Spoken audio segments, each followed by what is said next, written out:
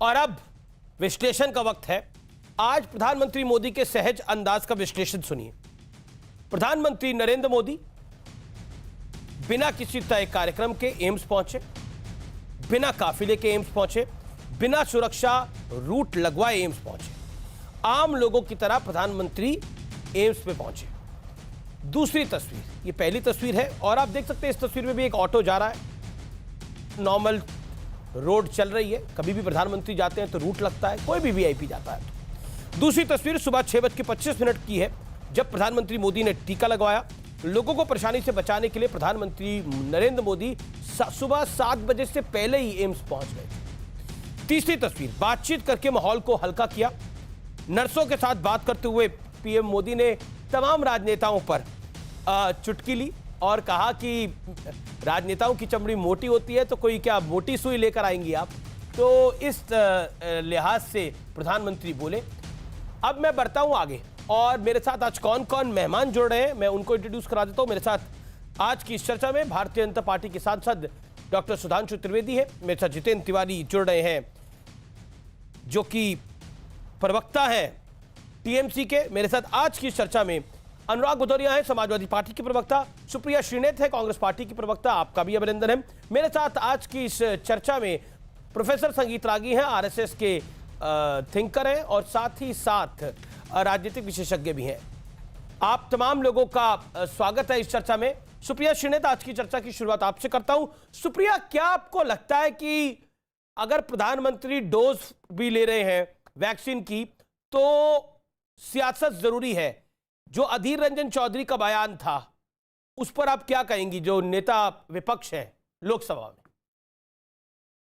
नहीं, मैं उससे पहले उस पर टिप्पणी करूं। मैं खुश हूं कि मोदी जी ने नेहरू जी के बनाए हुए एम्स इंस्टीट्यूट में जाकर टीकाकरण कराया जी। और वो बार बार पूछते हैं ना, 70 साल में कांग्रेस ने क्या किया। 70 साल में कांग्रेस ने ये किया कि 40 करोड़ गर्भवती महिलाओं को और बच्चों को हर साल वैक्सीनेशन लगता है और ये जन सेवा के माध्यम से लगता है, प्रचार प्रसार और इवेंट नहीं बनता है इसका। इस पर राजनीतिक टिप्पणी करने का कोई मतलब नहीं है। ये अलग बात है कि उन्होंने असम का गमछा ओढ़ा था और वो नर्स पुदुचेरी या केरला की थी।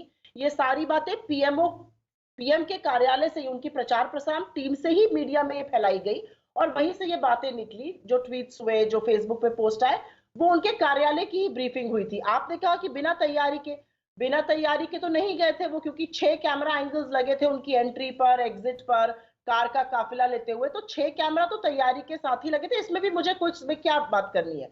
मुझे लगता है मुद्दों पर बात होनी चाहिए। तैयारी से मतलब बिना रूट लगवाए, आप तो रूट समझती होंगी रूट क्या होता है, तो बिना रूट लगवाए यानी कुल मिलाकर एक जो सुरक्षा घेरा होता है उस सुरक्षा घेरा के बिना पहुंचे उनकी अकेली गाड़ी थी। हाँ, वही आपने कहा ना कि जैसे बिना तैयारी के, तो मुझे लगा आप शायद ये कहना चाह रहे हो कि कैमरे को पता ही था। वो तो 6 कैमरे लगे तो हुए थे। आप चाहती थी कि कैमरे से फोटो भी नहीं आती, फिर आप ही लोग प्रूफ मांग लेते कि लगवा के आए कि वैक्सीन नहीं लगवा के आए?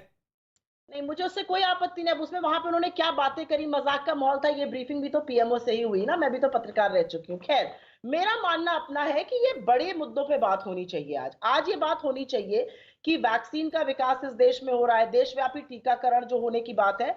तो क्योंकि मोदी जी ने कहा था कि एक बार वैक्सीन हो जाए सबको लगेगा, फिर वीके पॉल ने कहा कि 30% पॉपुलेशन को ही लगेगा, हर्षवर्धन जी जो स्वास्थ्य मंत्री हैं उन्होंने कहा था सबको फ्री में लगेगा, फिर बात से मुकर गए।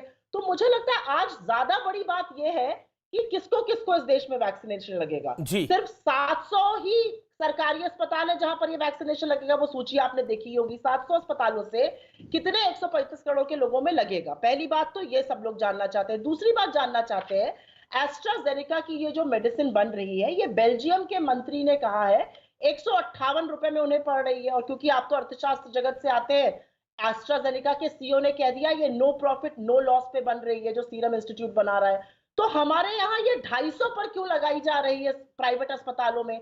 हिंदुस्तान में जो 82 करोड़ लोग अगर 2 रुपए का चावल लेने को मजबूर हो गए, क्या वो 500 रुपए में 2 डोज लगवा पाएंगे? ये सवाल भी पूछना जरूरी है। और एक सवाल मैं जरूर ये पूछना चाहूंगी, जो 250 रुपए की बात है, कि अगर 50 करोड़ लोग भी लगाते हैं और 50 रुपए अतिरिक्त हुए तो 2500 करोड़ तो लग गए, 2500 करोड़ तो एक डोज में लग गए, फिर 5000 करोड़ 2 डोज में। तो ये बड़े इंपॉर्टेंट सवाल है अमीश जी। ठीक है सुप्रिया, इन सवालों पर बहस होनी चाहिए। ठीक है, आप बिल्कुल इन सवालों पर भी बात होगी। आपने ये बात करी है डॉक्टर सुधांशु त्रिवेदी इसका जवाब देंगे, लेकिन मेरे को 15 सेकंड में ये भी बता दीजिए, आपने बोला देखिए ये सब चीजें तो पीएमओ का नाम आपने कम से कम 4